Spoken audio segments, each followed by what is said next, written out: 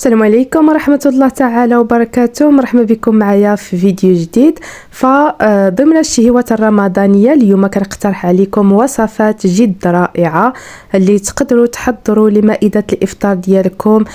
فقبل ما نبداو تقبل الله منا ومنكم صالح الأعمال. فهاد الشهوات هادو كيبغيوها الكبار وكذلك الصغار.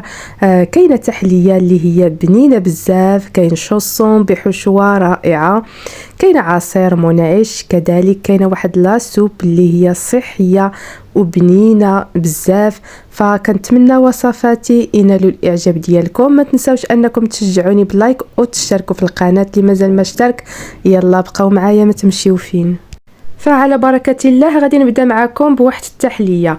فالتحليه كتبغي واحد الوقت اللي هو طويل بزاف باش غادي تبرد، دونك احسن حاجه اننا دائما نسبقوها. هي الاولى، عندي نصف لتر من الحليب، كنضيف له واحد الساشي ديال الكاكاو، كذلك كنضيف ساشي ديال الفانيلا وجوج معالق كبار ديال السكر، يعني تقدروا تزيدوا او تنقصوا على حسب الرغبه ديالكم، وجوج معالق كبار عامرين ديال المايزينا.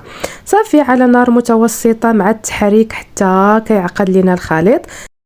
كنضيف ملعقه صغيره غير ممتلئه ديال الزبده من اصل حيواني، كذلك كنضيف دانية شوكولا، وصافي كنخلطوا الخليط وصافي كنطفيو عليه. من بعد ما كنخليو هذا الخليط غير يدفى شي شويه، ماشي بزاف، غير واحد دقيقه جوج دقائق هكا، حيت الا خليتوه اكثر غادي يعقد لكم. كناخذوا واحد بسكوي، اي بسكوي نتوما كتفضلوه، كنقطعوه بهذا الشكل هذا، نحاولوا نفرتوه في كؤوس التقديم بهذه الطريقه هذه. في الحقيقه هو كيزيد لذه لهذه التحليه هذه. وكناخذ هذاك الخليط ديالي وكنوضعو على قطع البسكوي، نحاولوا هذا البسكوي هذا يبقى لينا لتحت، ما يبقاش ما يجيش طافي كيطفو زعما على التحليه. نحاولوا هكا نرصيوها غير في التحت بهذه الطريقه اللي كتشوفوا معايا. صافي كنعمر الكؤوس ديالي، من بعد ما كنعمرهم كنخلي واحد النصف الاخر باش ندير فيه النصف الثاني اللي غادي نحضر معكم دابا، اللي هو ديال البرتقال. عندي 3 كؤوس من البرتقال، كنضيف جوج معالق عامرين ديال المايزينا، وكذلك جوج معالق عامرين ديال سنيده هنايا، والسكر على حسب الذوق ديالكم، تقدروا تزيدوا تقدروا تنقصوا. اللي تيبغي الحلاوه غادي يزيد، اللي ما تيبغيهاش غادي ينقص.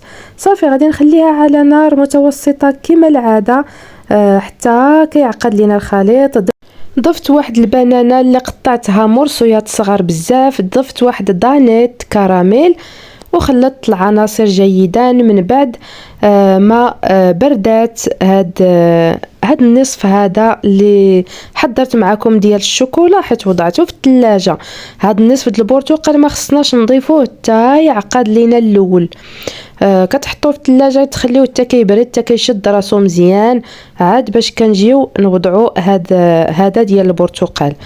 صافي كنوضعوا بهذه الطريقه هذه، حاولوا توضعوه غير بملعقه بهذا الشكل هذا، وصافي من بعد كتعاودوا تردوه للثلاجه باش يبرد ليكم. وهنايا غادي نجي باش نحضر معكم عجينه الكيس اللي كنحتاج فيها الى 3 كؤوس من الدقيق الابيض. انا استعملت فرينه، ضفت 150 غرام من الزبده من اصل حيواني، يعني 300 غرام من الدقيق و150 غرام من الزبده. ضفت شويه ديال الملحه، غادي نضيف كذلك شويه ديال الثومه بودر نسمو بها، شويه ديال الفلفل الاسود او الابزار، وصافي غادي نبقى ندخل الزبده في الدقيق بهذه الطريقه هذه برؤوس الاصابع، يعني نحاولوا ما امكن نخدموا برؤوس الاصابع هكا بهذه الطريقه. ماشي غادي نرملو لا، لان هاد العجينه عجين مكسر اللي هي لاباط بغيزي، ما كتخدمش بهذيك الطريقه ديال الترميل، كنخدموها برؤوس الاصابع هكا، واخا يكونوا دي مخصو هكا باينين الزبده فيها ماشي مشكل. المهم هذه هي طريقتها. من بعد كندخل واحد بيضه هكا وصافي. غادي نبقى نجمع برؤوس الاصابع. دائما هاد العجينه راه ما كتعجنش نهائيا، كنبقاو غير نجمعوها برؤوس الاصابع، وكنوضعوا ملعقه كبيره من الماء، وكنعاودوا نجمعوا، ونبقاو نضيفوا الماء غير شويه شويه. كنضيفوا الماء غير زعما ملعقه هكا حتى كتجمع العجينه وصافي. كنديروا ستوب. انا تعمدت ما نقطعش ليكم غير باش تشوفوا الطريقه باش نجمع العجينه. راه ماشي كنعجنها البنات، لا، راه كنجمع برؤوس هكا الاصابع. كنجمعها بهذه الطريقه هذه تا تجمعت ليا وصافي. صافي من بعد ما كنجمعها كنلفها في بلاستيك الغذائي وكنوضعها في الثلاجه تا كترتاح على الاقل واحد ساعه. من بعد كنجي باش نبريباري هاد ليمول هادو ديال الكيش. دهنتهم شويه ديال الزيت ورشيت عليهم شويه ديال الدقيق بهذه الطريقه اللي كتشوفوا، غير احتياطا وصافي. بعد الخطرات راه ما كندهنهم ما والو، اصلا العجينه راه فيها الزبده يعني دونك ما غاديش يلصقوا، غير وصافي. الاحتياط كنديروه. من بعد ما ارتحت ليا العجينه فخديتها قطعتها الى نصفين. غادي ناخذ النصف الاول هو باش غنخدم، ونخلي النصف الاخر حتى من بعد. خديت هاد بابي كويسون هادو جوج، درت العجينه بيناتهم صافي. غادي نبقى نحلها بهاد الطريقه هذه تا كنحلها. هاد الورق كيساعد بزاف صراحه في التدلاك، فكيعاون صراحه. تقدروا تعتمدوا على الطريقه هذه. صافي من بعد ما حليتها خديت هادوك لي مول ديال الكيش، كنوضع العجينه بهذه الطريقه هذه. يعني هكا كنخدموا واحد المجموعه ديال لي مول في دقه واحده، يعني بلا ما نبقاو ناخذوا وحده بوحده. كنديروا هاد العمليه كتسهل علينا المأموريه. صافي من بعد ما كتحطوا العجينه هكا وكتاخذوا الدلاك غير من الفوق هكا، كتحاولوا تقطعوا بهذا الشكل هذا وصافي. من بعد ما كتقطعوا العجينه الزائده كتاخذوا هكا مول بمول، وكتحاولوا غير هكا تراسيو هكا وتقادوه غير بصبعانكم. بالنسبه للعجينه الزائده شوفوا معايا الطريقه باش كنجمعها. راه ماشي كنجيو ونجمعوها عشوائيا، لا، كنوضعوا قطعه فوق قطعه فوق قطعه بالترتيب. هذه راه لاباط بغيزي راه ماشي كتجمع عشوائيا، لا. شوفوا اعتمدوا بهذه الطريقه اللي وريتكم باش هكا تجيكم هاد العجينه ناجحه ويجيوكم الكيش ديالكم ناجح. صافي شوفوا معايا كنحاول نطراسي بيديا هكا غير تاخذ الشكل ديال المول وصافي، وكنتقبها بالفرشيطه. صافي من بعد وضعتهم في اللاطا وغادي نعمرهم باللوبيا. تقدروا تعمروهم حتى بالحمص يعني اللي كان، وصافي كندخلوهم من الفران حتى كيتحمروا من التحت وشويه من الفوق. كنديروا لهم غير نصف طيبه، ما نحاولوش اننا نحمروهم بزاف لان من بعد غادي نعمروهم بالحشوه ومازال غيدخلوا للفران. لاحظوا معايا ها هما من بعد ما خرجتهم من الفران خليتهم حتى بردوا، عاد حيدت لهم هذيك اللوبيا. وشوفوا معايا راه كيديمولاو بكل سهوله، ما لصقوا ما حتى شي حاجه. صافي دابا غنجي نحضر الحشوه اللي غنعمر بها هاد لي كيش ديالي. عندي هنايا في مقلاة زيت الزيتون، بصله مفرومه، شويه ديال الثومه بودر، شحرت هاد البصيله شي شويه، عاد ضفت صدر الدجاج. من بعد غادي نضيف شويه ديال الملحه، شويه ديال الابزار، وكذلك شويه ديال القزبور اليابس المطحون. صافي فقط مع شويه ديال الزعتر باش غادي نسم غير شي شويه، وغادي نضيف بعض القطرات من الحامض او الليمون. صافي ما نكتروش العطريه باش هكا المذاق ديال الدجاج يبقى باين. صافي هنا حاولت نحيد غير دوك العظام ديال الحامض باش ما يبقاوش لينا هنايا غيمرروا لينا الحشوه. صافي غادي نحاول نشحر هاد العناصر جيدا. كما قلت لكم ما تكتروش العطريه حيت هذا رمضان، وزيدون العطريه فاش كتكتر المذاق ديال الدجاج ما كيبقاش، ولا الكفته ولا داكشي الاخر. بغينا نتذوقوا المذاق ديال اي حاجه. الدجاج يبقى في المذاق ديالو، شامبينيون كذلك في المذاق ديالهم. من بعد ما شحرت الدجاج كما شفتوا تا قرب يطيب عاد ضفت الشامبينيون، لان الدجاج هو كيتعطل في الطياب، الشامبينيون راه دغيا كيطيب. صافي من بعد ما طاب الشامبينيون ضفت شويه ديال القزبر والمعدنوس وصافي طفيت على الحشوه. صافي هاد الحشوه صراحه جات بنينه بنينه بنينه رائعه. صافي هنايا كنجي نعمر لي كيش ديالي بهذا الشكل هذا.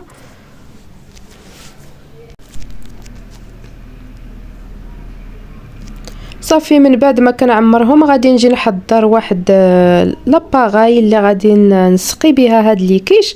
خديت واحد دانون مسوس، ضفت شويه ديال الحليب فقط. كاين اللي كيضيف البيض، انا ما كنضيفوش صراحه لان كاين اللي ما يعجبوش، فكنحترموا جميع الاذواق. صافي خلطتهم صافي ووضعتهم هكايا بهذا الشكل هذا كما كتشوفوا. غادي نخلطها الفران حتى كتحمر غير شي شويه هكا تشد راسها. من بعد كنخرجها وكنضيف عليها الجبن الاحمر كما غادي تشوفوا معايا من بعد، لان لي كيش اصلا هما طايبين. صافي يعني حنا والحشوه كذلك طيبه. صافي بغينا غير هاد الفرماج هذا يذوب وصافي، وكطفيو على الفران. وهنايا غادي نجيو باش نحضروا كذلك العجين ديال الشوسون لي شوسون. فخديت واحد شويه ديال الزبده ذوبتها، عندي واحد 3 الكيسان ديال الدقيق الابيض، انا استعملت فرينه. ضفت شويه ديال الابزار، شويه ديال التحميره، شويه ديال الملحه، ضفت شويه ديال لاموطارد. الا ما عندكمش لاموطارد ما تضيفوش، ماشي ضروري، وانما هو كيعطي واحد البنه حتى هو لاباط. ضفت 2 مثلثات ديال الجبن، ضفت 2 معالق ديال زيت الزيتون، وكذلك واحد الرشه ديال خميره الحلويات، يعني واحد 2 غرام هكاك، وملعقه ديال السكر يعني سنيده، ملعقه صغيره. وصافي كندوب هذيك الزبده اللي ذوبت. الكميه ديال الزبده واحد ربع كاس. صافي كما العاده كنحاول نخدم برؤوس الاصابع بحال عجينه الكيش تماما. كنحاول ندخل هاد العناصر في الدقيق غير برؤوس الاصابع كما كتشوفوا معايا. ومن بعد راه كنجمع هاد العجينه بالحليب. صدقوني هاد العجينه كتجي روعه روعه روعه. عرفتوا راه كتاكلوا غير هذيك العجينه بوحديتها فاش كطيب بلا كاع الحشوه كتجي بنينه. صافي كنبقى نجمع بالحليب بهاد الطريقه هذه تا كتجمع، وصافي كندير ستوب كما العاده بحال عجينه الكيش، يعني كتضيفوا غير شويه بشويه، قطره بقطره قطره بقطره تا كتجمع لكم وصافي بركه. وخصها تجي قاصحه. ومن بعد حتى هي ضروري ما كتلفوها في البلاستيك الغذائي، وضروري ما كترتاح حتى هي واحد نصف ساعه على الاقل. الا كنتم مزروبين صافي خليوها ترتاح واحد نصف ساعه على ما كتوجدوا الحشوه ديالكم. هنايا في مقله كما العاده كنوضع بصيله مشلضه، كنضيف زيت الزيتون باش غادي نوجدوا الحشوه اللي غنعمروا بها لي شوسون. وكنضيف بودره الثوم، تقدروا تضيفوا ثوم اخضر، شويه ديال الملحه، شويه ديال القزبر اليابس المطحون مع شويه ديال البزار. صافي غادي نشحر العناصر وغادي نضيف اللحم المفروم اللي هو الكفته واحد الكميه.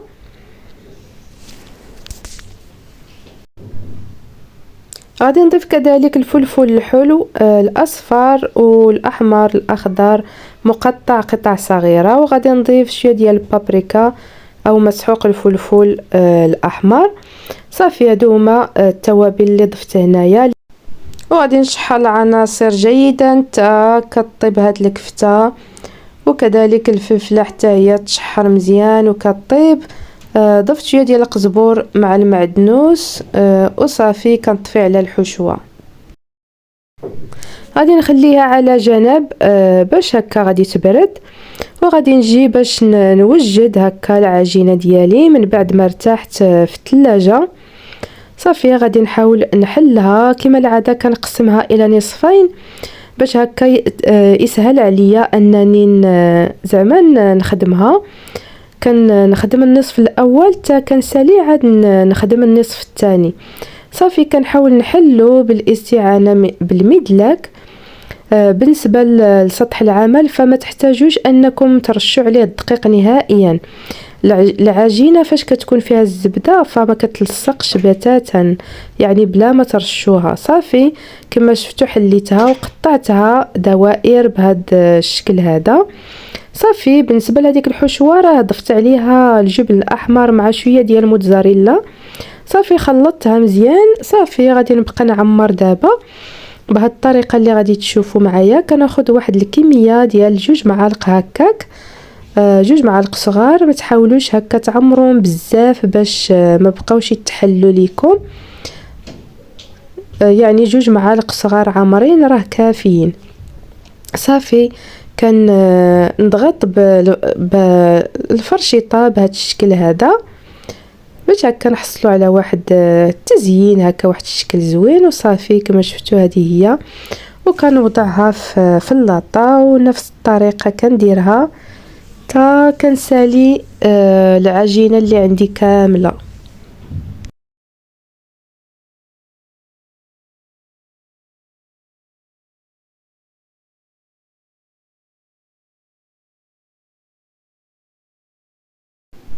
من بعد ما كنسالي الكميه كامله كناخذ صفار بيضه، ضفت عليه شويه د الحليب مع شويه ديال صلصه الصوجه الا بغيتو، الا متوفره عندكم.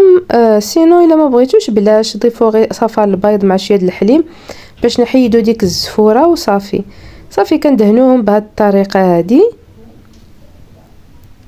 من بعد كنرش عليهم بودور الخشخاش او البافو.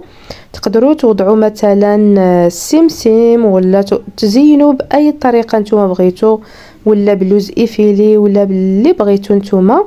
وصافي كندخلهم من الفران حتى كيتحمروا من التحت وكيعاودوا يتحمروا من الفوق. وصافي كنجي باش نحضر معكم واحد الحساء اللي هو صحي وكيجي بنين. عندي هنايا واحد بصله خضاريه قطعتها قطع بهذه الطريقه.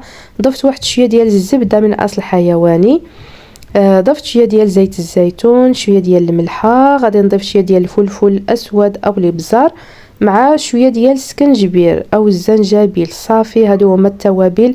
بالنسبه للحساء يعني دائما نحاولوا نقللوا من التوابل باش هكا نتذوقوا المذاق ديال الخضره، لان حساء الخضر ما كيحتاجش توابل بكثره، فقط غير هاد العناصر اللي عطيتكم. ضفت الكورجيت مقطع قطع صغيره، ضفت البروكولي، ضفت واحد البطاطا قطعتها كذلك، ضفت شويه ديال الجلبانه. هادو هما المكونات اللي ضفت في هذا الحساء. صدقوني تيجي رائع وكذلك صحي بامتياز. ضفت الماء ما طيب اللي غيطيب لي هاد الخضره هذه. من بعد ما كطيب غير شي شويه كنضيف السبانخ لي زيبينار، ضفتهم بواحد الكميه كثيره. وصافي كنخليهم حتى كيكملوا الطياب غير شويه. صافي وحاولوا ما امكن الخضره دائما ما تطيبوهاش بزاف، ما تطيبوهاش حتى تولي هاريه، لا خليوها شي شويه هكا صحيحه، لان الفوائد ديالها فاش كطيب بزاف راه كيمشيو. غير كتبان لكم راه طابت صافي طفيو عليها وما تخليوهاش هكا طيب وتهرى.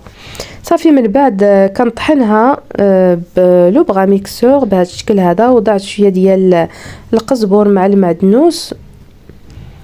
وصافي من بعد ما كنطحنها كنعاود نردها على النار وكنضيف زيت الزيتون وكنخليها غير تبدا فيها الغليه وتزيد تغلى هكا غير شي شويه. وصافي كنطفي عليها. الا بانت لكم قاصحه تقدروا تضيفوا الماء طايب، سينو انا جاتني هي هذيك. راه كتجي في الشكل ديالها كريمي صافي وكتطفيو عليها. وهنا غنجي نحضروا واحد العصير حتى هو تيجي رائع بالفريز.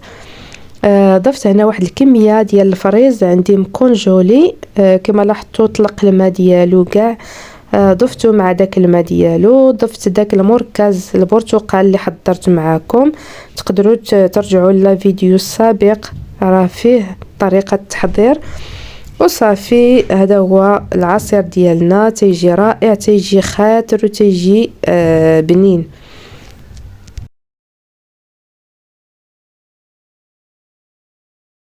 وصلنا لنهاية الفيديو، غادي نوريكم الشهيوات اللي حضرت معاكم. عندنا هاد الحساء الصحي بالخضر او شوربة الخضر، كتجي في القوام ديالها كما قلت لكم كريميه، كتجي رائعه. شوفوا معايا هاد لي شوصون هادو كي تيجيو رائعين، صدقوني جاو بنان واكثر من رائعين. كنتمنى انكم تجربوهم. كذلك حتى لي كيش جاو يا سلام، جاو فنين. وكذلك الحشوه ديال الدجاج مع الشامبينيون او الفطر، يعني الفطر الطري، شامبينيون فري، جات الحشوه رائعه وبنينه. وخلاص التحليه اللي حضرت معاكم، تحليه بطبقتين، الطبقه الاولى بالكاكاو مع دانيت شوكولا، وكذلك الطبقه الثانيه بالبرتقال والموز مع دانيت الكراميل. زينتها بشويه ديال البيستاش من الفوق، عصير كذلك منعش. كنتمنى وصفاتي ينالوا الاعجاب ديالكم. ما تنسونيش من اللايك والبارطاج وتشتركوا في القناه الى عجبتكم. يلا خليتكم على خير.